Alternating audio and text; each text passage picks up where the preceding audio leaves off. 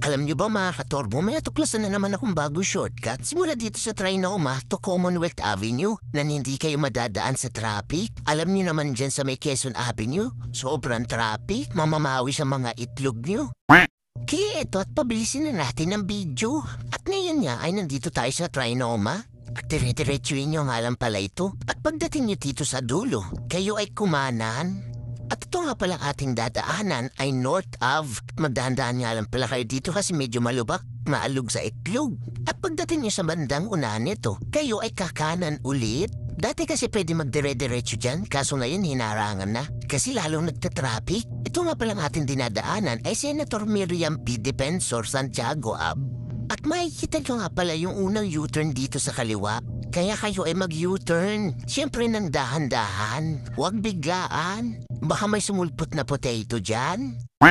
Tapos mag-signal light kayo pa kanan. Baybayin nyo lang yan. At nung time na nadaan ako dito medyo traffic nga pala. Kaya napalaban na naman tayo sa singitan. Pero syempre yung tamang singit lang, huwag naman garapalan. Yung tipong gabok na lang ipapasok niya pa yan. Tapos kapag nakasagi, sasabihin, hindi ako yan.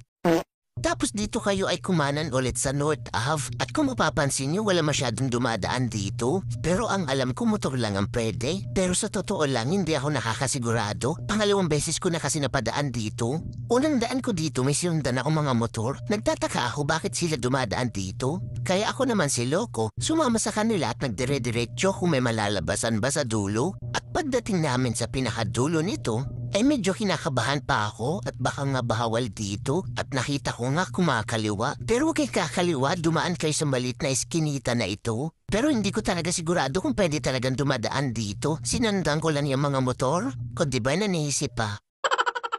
Dito nga makakarating na kayo ng Quezon City Circle. At syempre sabi ko hindi kayo matatraffic. Hindi pala totoo yun. Kasi dito sa may tapat ng Quezon Avenue papasok medyo traffic din. Kaya ay kakat ko na lang hanggang dito. Alam niyo naman yung papuntang Commonwealth basta dire-diretso. Tapos kanan sa dulo sa may Pilcoa. So paano hanggang dito na lang ang ating video? Ingatan yung mga itlog nyo. Let's go!